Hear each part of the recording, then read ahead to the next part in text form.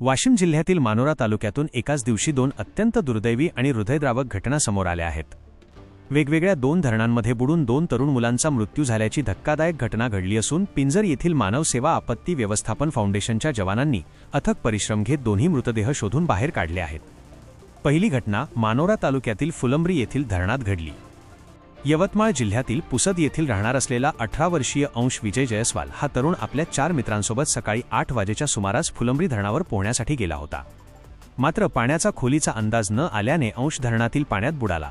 या घटनेची माहिती मानोरा तालुका तहसीलदार राजेंद्र पाटील यांना मिळताच त्यांनी तातडीने पिंजर येथील मानव सेवा आपत्ती व्यवस्थापन फाउंडेशन संचलित संत गाडगेबाबा आपत्कालीन शोध व बचाव पथकाचे प्रमुख आणि जीवरक्षक दीपक सदाफळे यांना पाचारण केले।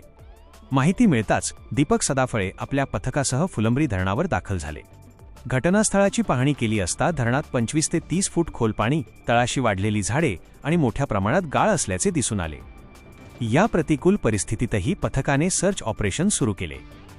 अत्यंत अथक प्रयत्नानंतर दुपारी तळाशी गाळात रुतलेला अंश याचा मृतदेह जीवरक्षक दीपक सदाफळे यांच्या हाताला लागला आणि त्यांनी तो बाहेर काढला। यावेळी घटनास्थळावर मानोरा तालुका तहसीलदार राजेंद्र पाटील, मानोरा पोलीस स्टेशनच्या पोलीस निरीक्षक नयना पोहेकर, PSI अभिजित बारे, पुसदचे तहसीलदार, नायब तहसीलदार ईश्वर चव्हाण, RB राठोड, सचिन भानावत, अनिल राठोड यांच्यासह पुसद येथील नातेवाईक व नागरिक मोठ्या संख्येने उपस्थित होते। फुलंब्री येथील हे कठीण सर्च ऑपरेशन यशस्वी करून हे बचाव पथक परतत असतानाच दुसरी काळीज हेलावून टाकणारी घटना अडाण धरणावर घडली। कारंजा ते मानोरा रोडवरील पुलावरून दुपारी 3 वाजेच्या सुमारास संचित सुभाष मुंदे वय 22 राहणार कुपटी तालुका कारंजा जिल्हा वाशिम हा तरुण आपल्या वडिलांसोबत जात होता। पुलावर असताना संचितने अचानक अडाण धरणाच्या पाण्यात उडी घेतली। मुलाला वाचवण्यासाठी त्याच्या वडिलांनी तातडीने पुलाखालून धरणाकडे जाण्याचा प्रयत्न केला, मात्र तीव्र उतारावरून पाय घसरल्याने ते खाली कोसळले। या अपघातात त्यांचा पाय फ्रॅक्चर झाला आणि ते जागीच पडून राहिले। तोपर्यंत संचित पाण्यात दिसेनासा झाला होता। या घटनेची माहिती कारंजाचे तहसीलदार रवी महाले आणि मानोरा तालुका तहसीलदार राजेंद्र पाटील यांनी पुन्हा एकदा जीवरक्षक दीपक सदाफळे यांना दिली। फुलंब्रीवरून निघालेले सदाफळे आणि त्यांचे सहकारी मयूर सभेदार, अतुल उमाळे, गोपाल गिरे, ऋतिक वाघ, मोईस सोनवणे हे तातडीने बचाव साहित्यासह अवघ्या 1 तासात अडाण धरणावर पोहोचले। धरणात सुमारे 15 ते 20 फूट खोल पाणी होते आणि तळाशी मूर्तींचे विसर्जित केलेले साचे मोठ्या प्रमाणात होते।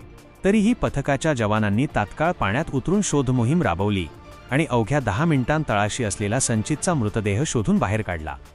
या दुसऱ्या घटनास्थळावर मानोरा पोलीस ठाण्याचे सहाय्यक पोलीस निरीक्षक राम सनोदे, पोलीस शिपाई गोकुळ पांडुळे, शंकर राग, करण चव्हाण, कारंजाचे तलाठी वाडेकर, शांताराम मुंडाले, अजय ढोक, सिंहासन जाधव यांच्यासह कुपटी येथील नातेवाईक हजर होते। या दोन्ही बचाव मोहिमांची माहिती जीवरक्षक शाहू भगत यांनी दिली आहे। एकाच दिवशी घडलेल्या या दोन घटनांमुळे वाशिम आणि यवतमाळ जिल्हा परिसरात मोठी हळहळ व्यक्त होत आहे। अशा नवनवीन बातम्यांसाठी चॅनलला सबस्क्राइब करा आणि पाहत रहा MH न्यूज मराठी।